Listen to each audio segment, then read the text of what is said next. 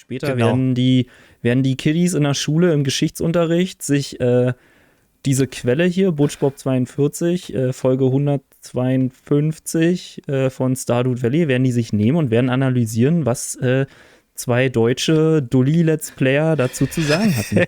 Und wie das dargestellt wurde in Medien und wie die beide davon beeinflusst wurden. Stardew Valley, Stardew Valley, Stardew Valley, Stardew Valley, Butch Bob, Butch Bob, Butch Bob, Butch Bob, Stardew Valley, Stardew Valley. Oh yeah.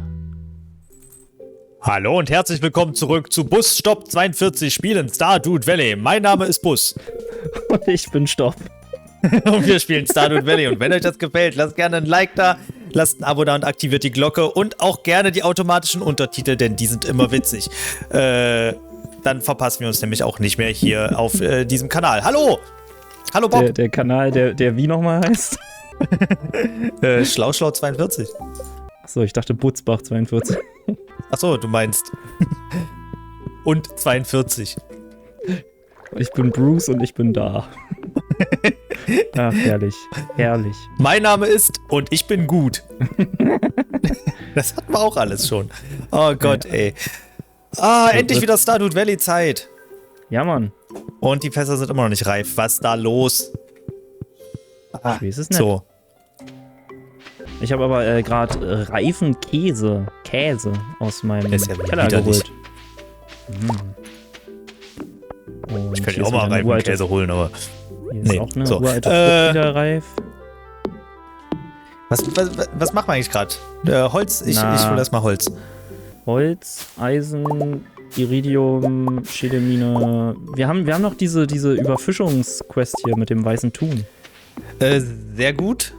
Das könnte ich auf jeden Fall noch machen. Und was wir auch noch machen müssen, ist natürlich meine Sachen verbessern. Da habe ich jetzt aber auch schon angefangen. Genau. Vorrang. Nee, okay, dann läuft's ja. Läuft ja. Läuft.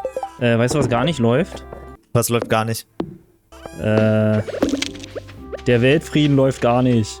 Der Weltfrieden läuft gerade nicht so wirklich, das ist richtig. Irgendwie ist der gerade, weiß ich nicht, gedebufft oder so.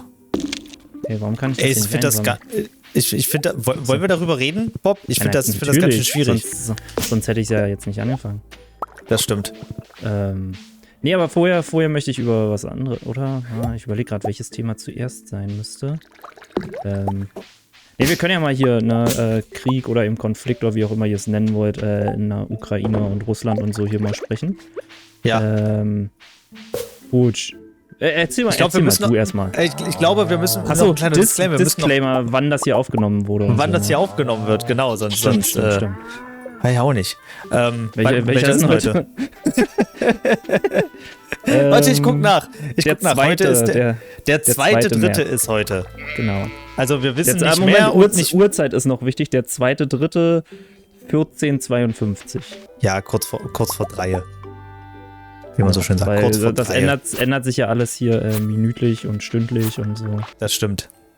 Deswegen mehr können wir nicht wissen, aber wir müssen natürlich auch irgendwo unsere Gefühle dazu so ein bisschen loswerden, weil, oh mein Gott,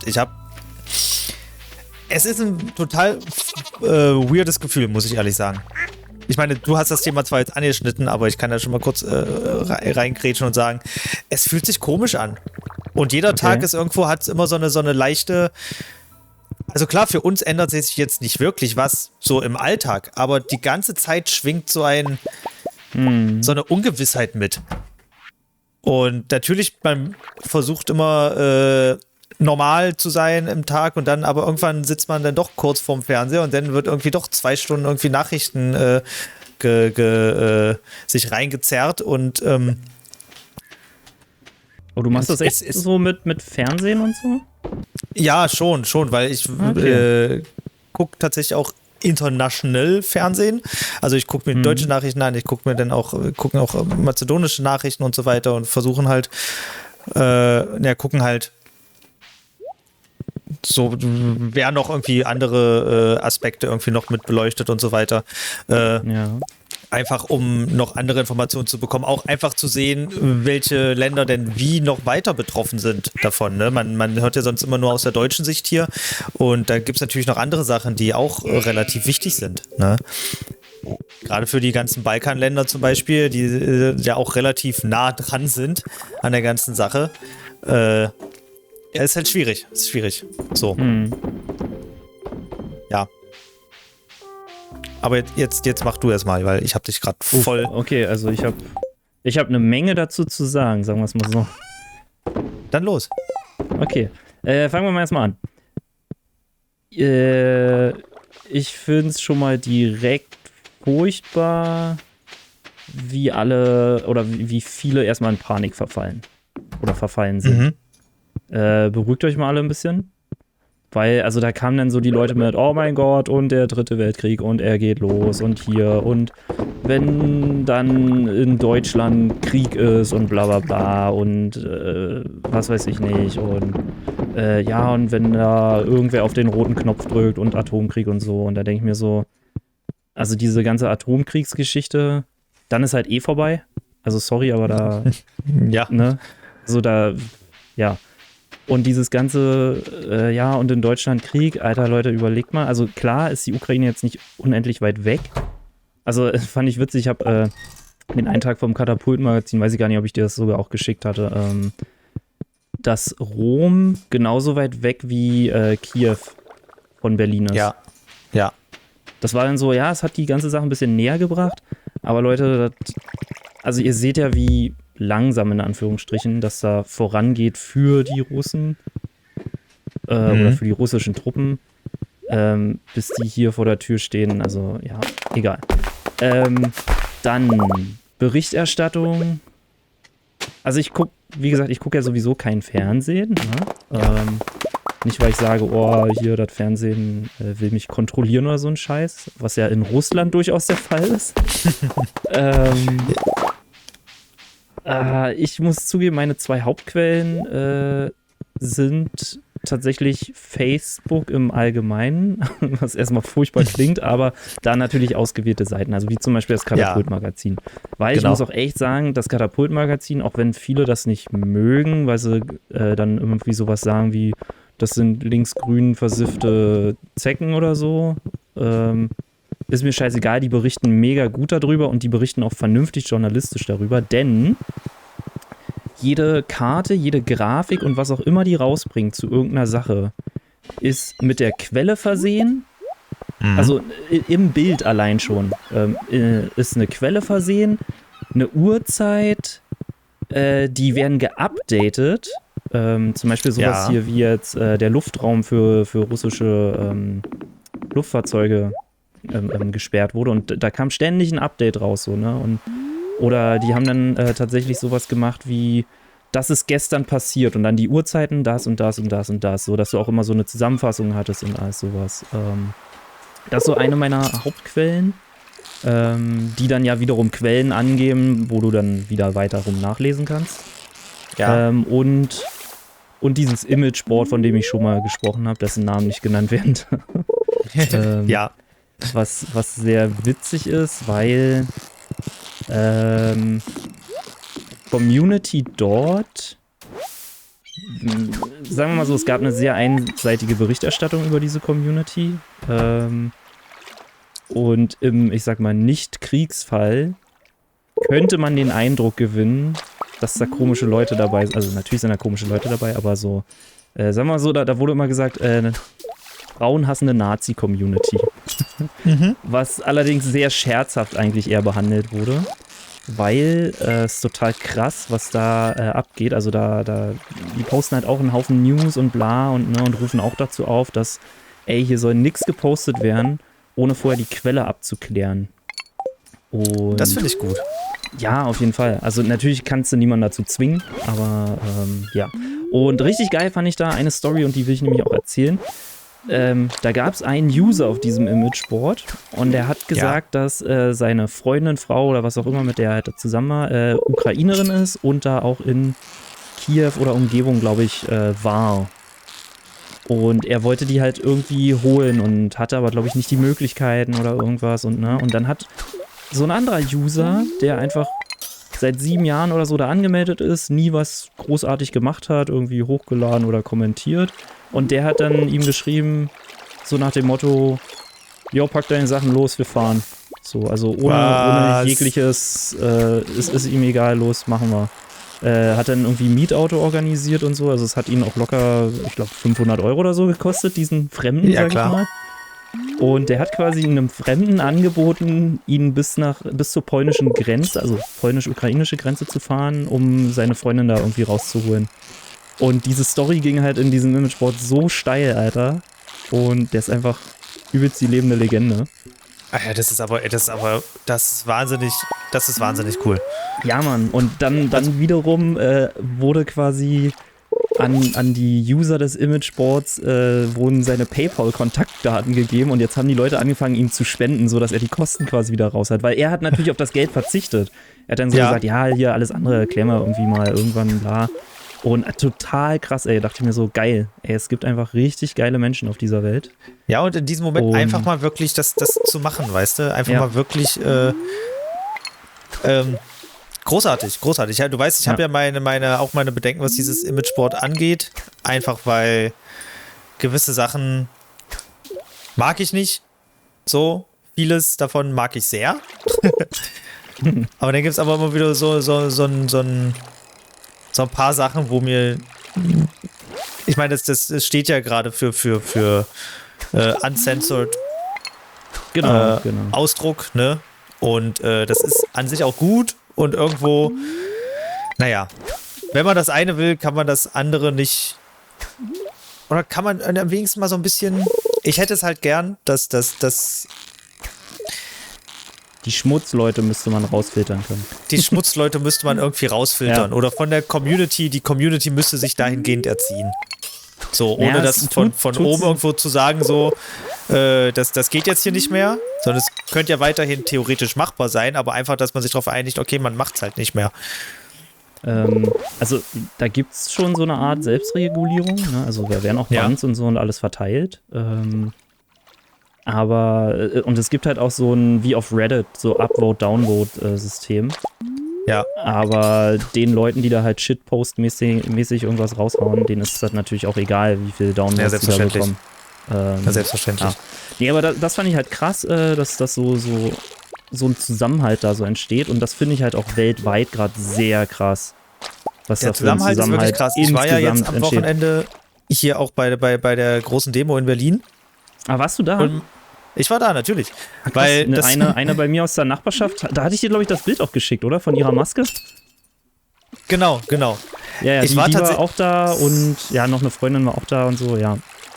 Ich war da und man sieht ja immer die Bilder so von der Siegessäule bis zum Brandenburger Tor, wie da Ja. alles voll war mit Menschen.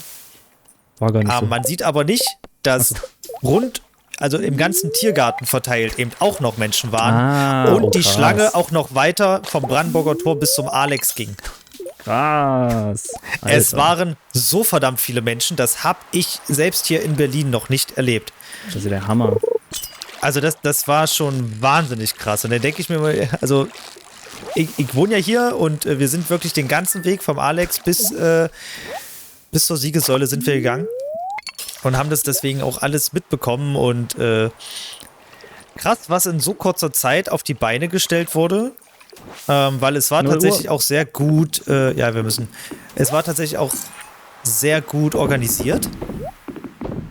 Passen meine Fische noch rein? Halt. Denk dran, den weißen Thun müssen wir aufheben. Ja. 2 unterschiedliche Sachen passen noch rein.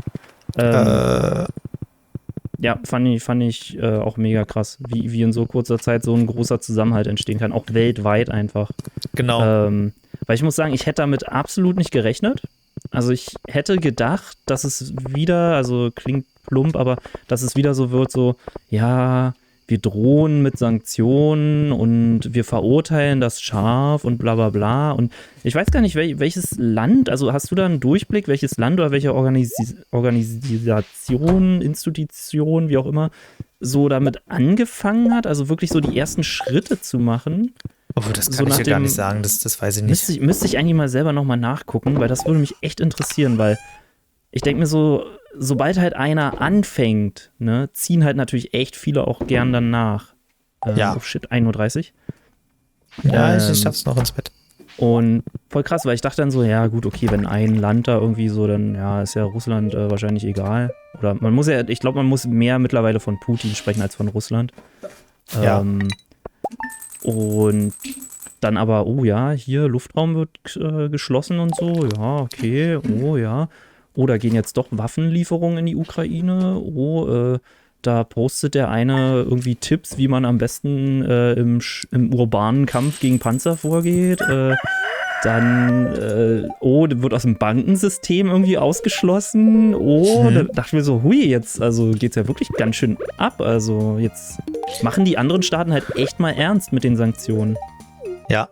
Ja, die Sache ist, man kann das eben wirklich nicht zu locker nehmen, ne? Das ist nun mal eine andere Dimension als zuvor.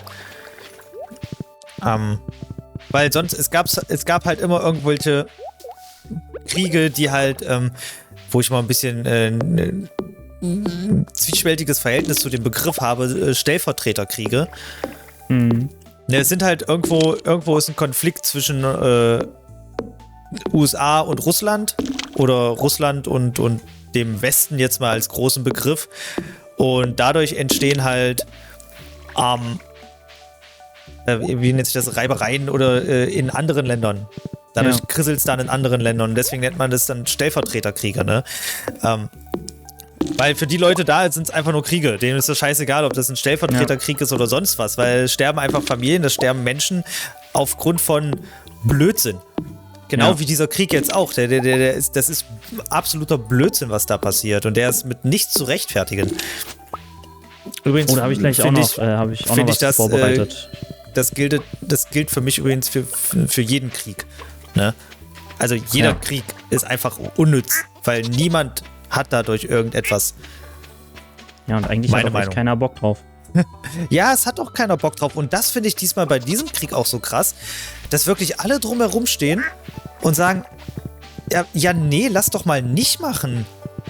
Ja. Klar, die Leute in der Ukraine, die sich jetzt verteidigen, weil die keine andere Wahl haben. Und ansonsten sagen die Leute so, ey, was ist denn jetzt dein Problem so? Das hätte man auch anders klären können. Ja. Es gibt ja nicht so wie bei ISIS zum Beispiel oder so, wo es irgendwelche religiösen, ideologischen, fanatischen klar, ISIS war nun mal auch eine Terrorgruppe. Auch wenn sie sich irgendwie selber als Staat definiert hat, was natürlich Quatsch ist.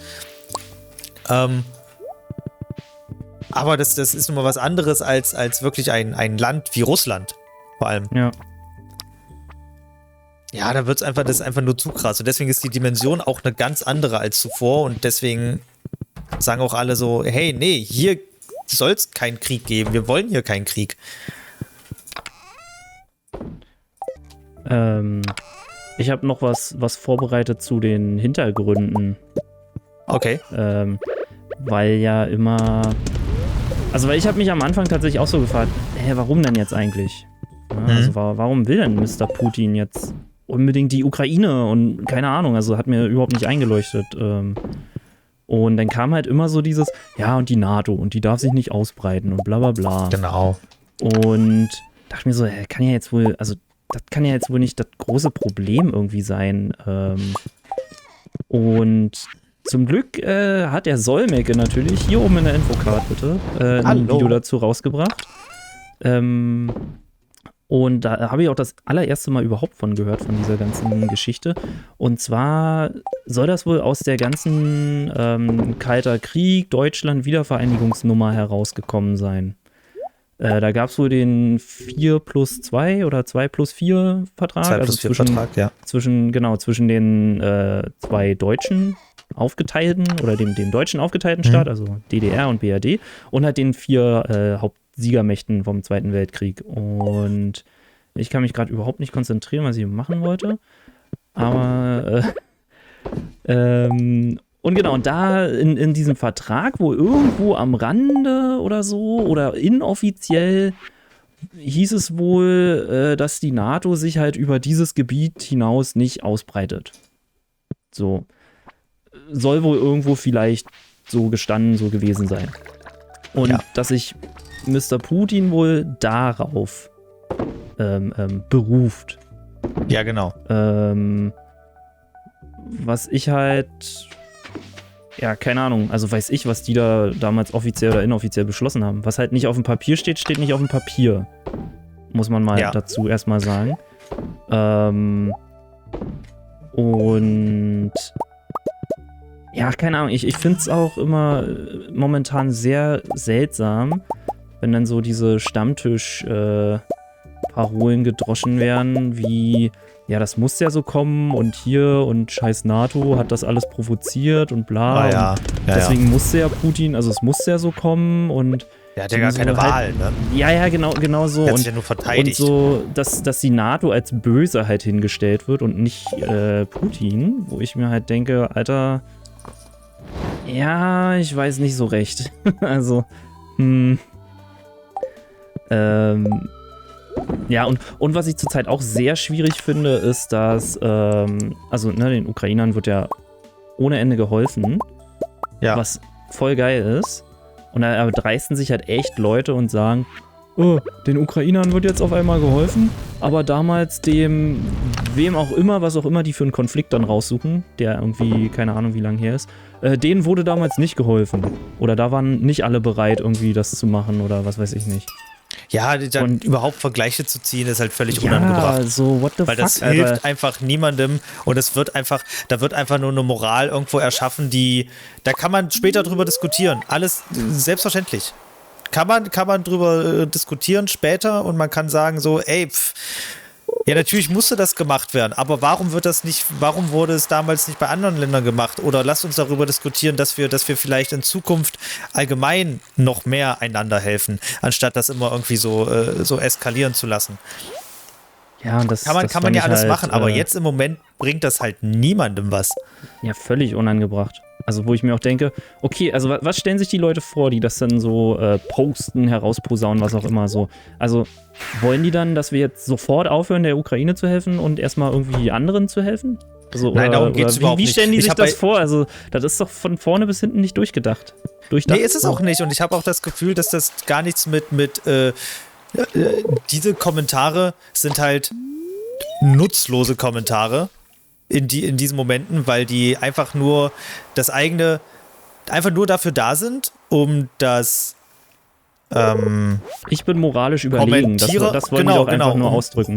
Genau, das ist einfach nur eine Moralität zu erschaffen und zu sagen, hey, ihr könnt euch noch so viel helfen und so weiter, aber ich bin trotzdem besser, weil ich das kritisiere. Ja. Weißt du, um sich irgendwie nur besser darstellen zu lassen und dich selber darzustellen. Und das ist halt ekelhaft. Ja. Vor allem auf diese Art und Weise. Man kann es ja ganz anders verpacken. Man kann das doch einfach sagen, so, hey, ja klar, geil, dass Ukraine geholfen wird und so und wow, was für eine Solidarität. Vielleicht schaffen wir es in Zukunft auch irgendwie, das allgemein auch für andere noch zu schaffen. So, ne, dieses ja. Nicht so moralisch, aber trotzdem empowernd und positiv verpackt. Weißt du? Kommt auch viel besser an. Kommt auch allgemein ganz viel besser an in den Momenten. Naja. Schwierig. Und dieses mit dem 2+4-Vertrag, mit dieser NATO-Osterweiterung, das habe ich auch schon vor vielen Jahren gehört. Ich glaube, das hatte ich weiß gar nicht, ob das. Jetzt muss ich kurz überlegen. Ich glaube, das haben sogar einige Politiker der Linken auch schon im Bundestag vor Jahren schon gesagt. Also ich glaube auch damals schon als die Krim annektiert wurde. Nicht um das zu rechtfertigen, sondern einfach um so eine Hintergrunddiskussion loszutreten eben auch. Wir brauchen mehr Holz. Wir brauchen mehr Holz, alles klar. Ich bin gerade noch am Fischen. Okay. Ich habe jetzt aber irgendwie auch gehört, dass es damals um ganz anderes ging. Dass es halt noch um die Sowjetunion ging und die Sowjetunion gab es dann aber ja gar nicht mehr. Deswegen zählt das so in dem Sinne auch gar nicht.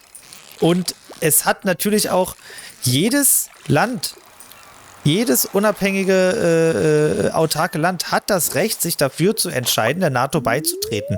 Ob das einem anderen Land gefällt oder nicht. Ja.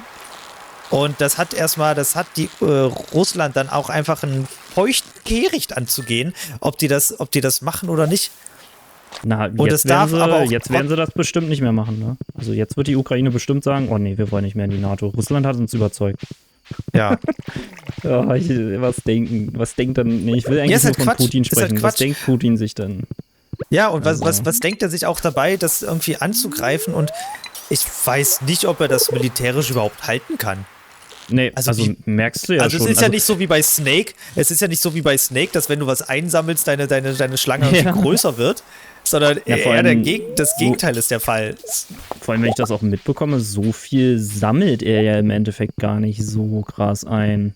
Also irgendwie scheinen alle das russische Militär ein bisschen überschätzt zu haben, anstatt unterschätzt, habe ich so das Gefühl. Ja, es ist schon krass, was die da auffahren. Ja, aber Alter, so ein Staat wie die Ukraine setzt sich halt diesem riesigen Russland zur Wehr und kann anscheinend echt gut halten. Also. Ich glaube aber auch, weil, so wie ich das mitkriege, weil Russland auch noch nicht wirklich dolle macht in dem Vergleich zu dem, was sie machen könnten. Okay. Was halt schon schlimm genug ist, weil ich glaube schon, dass da auch noch. Da habe ich auch noch was ganz Schlimmes gehört, aber da. Also es werde ich befürchte halt auch, dass sie sich halt auch noch zurückhalten, um halt noch was in der Hinterhand zu haben. Okay. Ja, es ist schwierig. Es ist grauenvoll, was da passiert. Wir brauchen nur noch einen Tun. Jetzt muss der doch langsam mal kommen hier. Nee, aber noch kurz zu dem, souveräne Staaten dürfen sich halt einfach aussuchen, wo sie hingehen.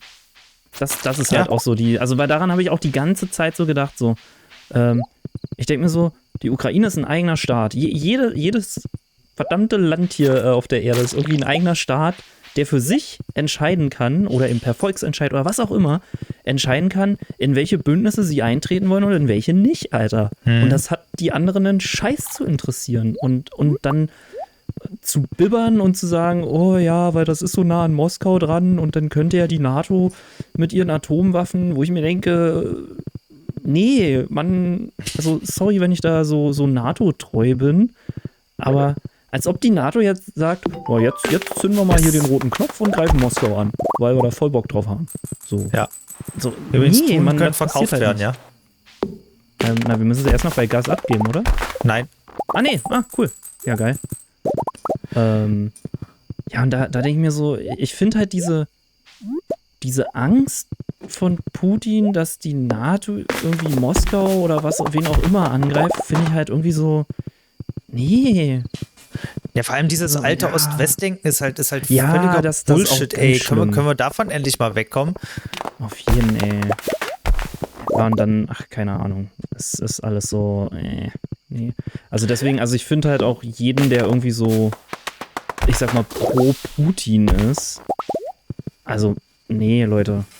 Also, weil ich habe echt solche Kommentare gelesen und gehört so, ja, und Putin, ey, voll bester Herrscher und der befreit uns alle, so nach dem Motto. Und der ist wenigstens nicht so ein Arschloch wie, was weiß ich, irgendwelche anderen Präsidenten, wo ich mir denke, Alter, der ist bestimmt ein lupenreiner Demokrat. Also, der lupenreine Demokrat. Was da abgeht in Russland innenpolitisch mit der Opposition und so, wie die hart unterdrückt wird.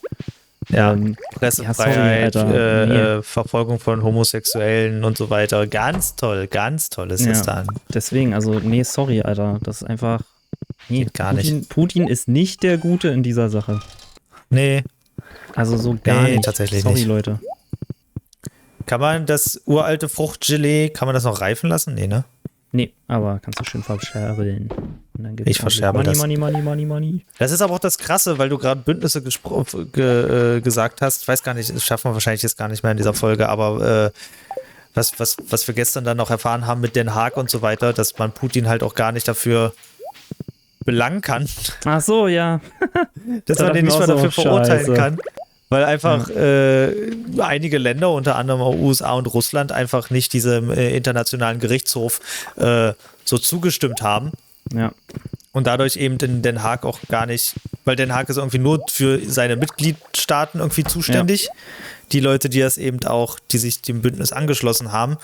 Und Ja.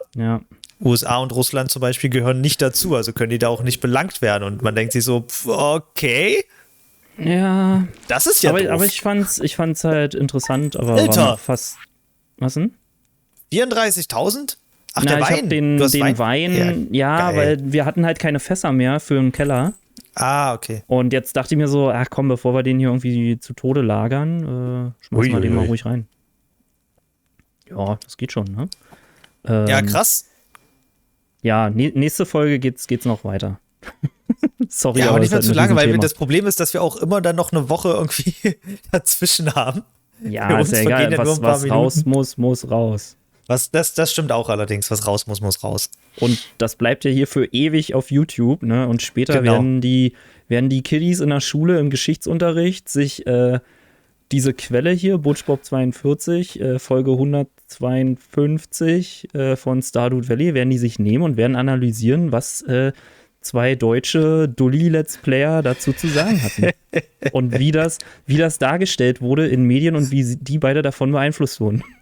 Genau, das natürlich auch, ne? Wir sind hier nicht Experten, sondern wir sind quasi aus der, was kommt beim Volk an? Genau, wir Das sind nur sind wir, die Reaction. Genau, wir machen hier quasi War-Reaction-Videos. Geil. Da hätte ich mir auch nicht zu träumen gewagt. Krieg ist scheiße. Ja, Mann, Krieg Macht ist keinen scheiße. Krieg.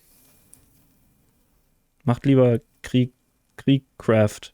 Also Warcraft. Ja, Das können wir machen. Das stört auch keinen. alles klar. Wisst ihr So. Bescheid. Wir sehen uns in der nächsten Woche wieder. Haltet die Ohren steif. Ja, verfolgt die Nachrichten, ist wichtig gerade. Labert keinen Blödsinn, das ist wichtig. Und lieber mehr informieren und nichts sagen, als irgendwelchen Blödsinn in die Welt rausposaunen.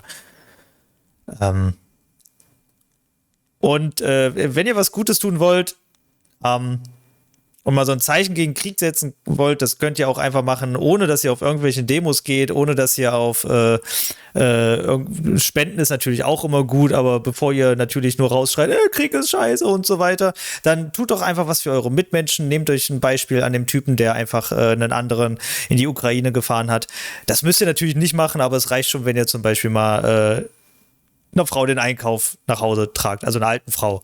Nicht einfach nur einer Frau im Supermarkt. Komm, ich trage dir das nach Hause. Das macht man nicht. Das macht man nicht. Aber seid einfach netter zu anderen. Ich glaube, das ist, lächelt ein bisschen mehr. Ich glaube, das wird schon viel helfen. Cool. Das war's von mir. Und von mir. Sehr gut. Bob, hau rein. Bis zum nächsten Mal. Bis dann.